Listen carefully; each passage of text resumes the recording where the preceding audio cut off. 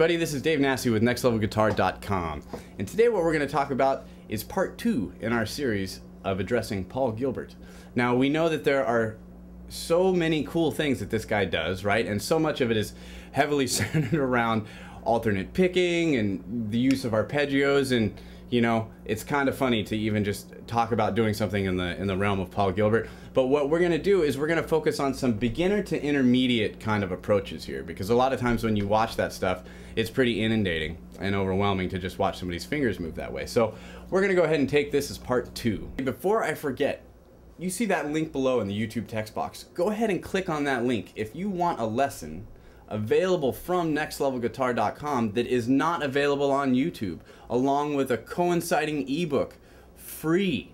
You get all kinds of great information in that ebook. It is well worth it. So you see that link below, go ahead and click on that YouTube text box. So going back to one of the previous lessons, what we talked about was a way of playing arpeggios, notes of a chord separately, right? And we use some string skipping technique with it. So let's go ahead and address that and take it just one little step further, right? And I'll play a little bit for you what it is that we did before, and then I'll play for you what we're going to go ahead and do in this lesson. So what we did quickly was outline that E minor triad, and that's going to be the notes E, G, and B. So let's just go ahead and play that first, and so you can see, just in case you missed the last segment, okay? So your middle finger is going to start on your E on the 4th string. Then we're going to go from there to our G note on the 3rd string, 12th fret, and we're going to hammer up to B on 16. So you get a picked downstroke to start. Then I usually play this with an upstroke, and then I got that hammer. So just right here, this is my triad.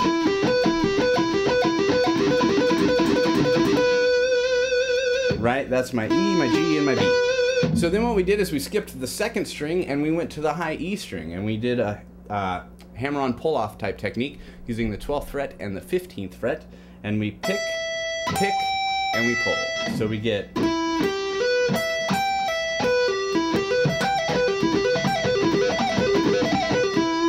right? Really, really simple. And like I said, there's a lot of information that's going to go down here and a lot of important stuff that's going to happen in some small movements, so we're going to take our time and go nice and slow through it. So you have what is different in this segment than the last one. Let's start with this. What we're going to do is take this triad and move it to its lower octave. So that way we're going to include all of our strings when we play this exercise. That's going to give us this. Same exact shape, you will notice.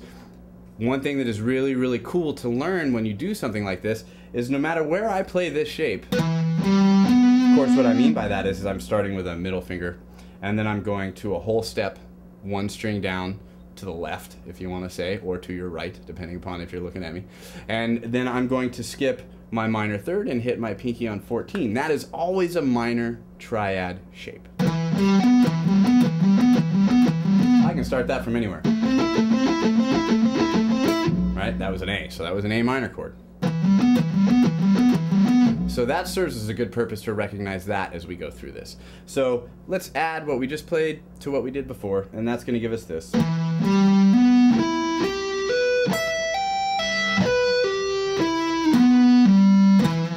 So there's some Olympic feats going on here with our fingers, right? And that's why I want to make sure and go slow that we don't miss out on this. If you notice, when I start, I'm going with a downstroke with my middle finger. Upstroke, hammer, downstroke. Look at that. My pinky almost blew it just trying to talk to you about it, right? My pinky goes straight to my middle finger in that same fret. It's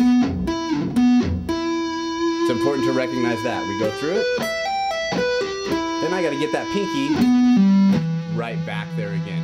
And that's really, really crucial to play slowly.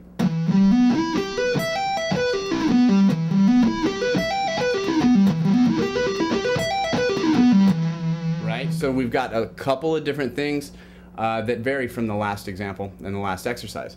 So let's say to start to practice, that's what you're first going to do.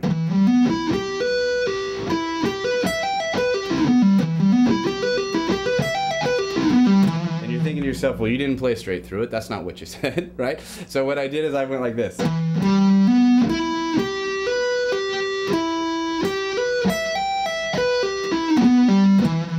Right? You can always leave it up to me to add more to it. So you have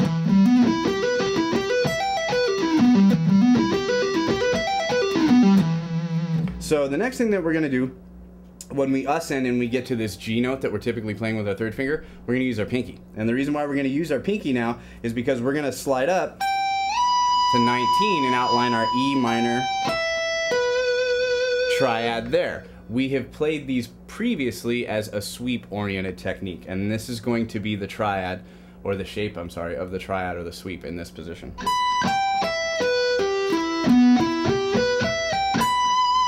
We're not going to use the whole thing. We're only going to use up to the 3rd string, or the 16th fret, or your B note. And then we're going to slide back down into the 12th fret, or our G note. So, very slowly, it's going to go like this. Taking it from here, we have replacement with the pinky, slide up. That in itself is pretty darn cool. So now when we combine it with what we did previously, you're going to get this. Going back up, replace. Oh my gosh, that was a lot of stuff. Let's do that again, really slow. Downstroke, upstroke, hammer, downstroke, upstroke, hammer, upstroke, downstroke.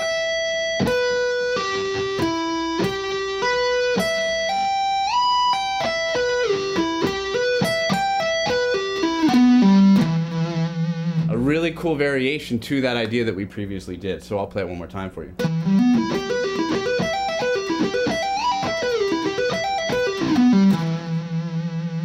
So that's one thing that we can do to kind of expand on it, right? Before in that example, we also did major chords as well, right? So let's just really quickly outline the major chord. I think we can move through it at a pretty good pace. It all is going to be structured pretty much the same. I'm going to go to a D major chord, okay? So that's 10th fret with my middle finger, 9th fret,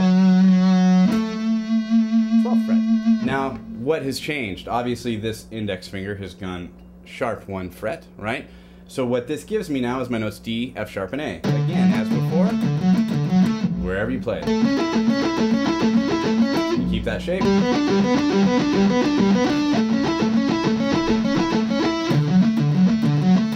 You're always going to have a major triad. I just went through the A chord and a G chord.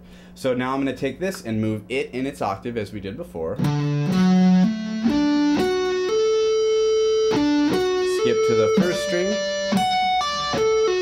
And this is where we were last time. Now we've just got this on it.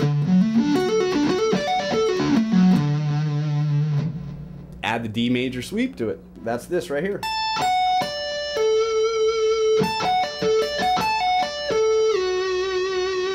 So what I did right there is I went to my major triad, okay, and that is right here in this particular shape.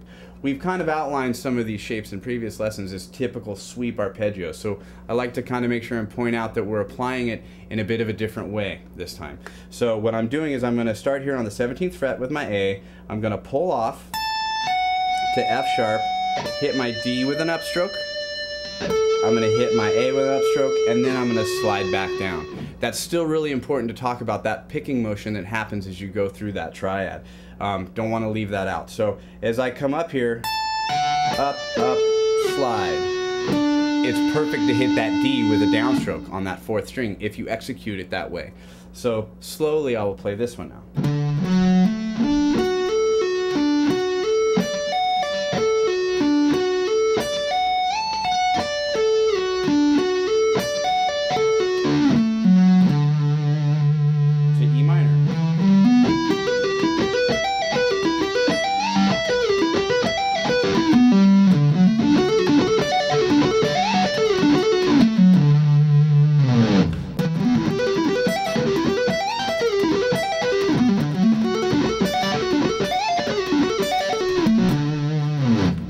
I think that we'll go ahead and stop right there. That's a nice way to go ahead and cap off Paul Gilbert segment number 2. Please go to nextlevelguitar.com, check out the website and all the great lessons that we have there on the site, a bunch of great players and a lot of crucial information that can all be learned from home.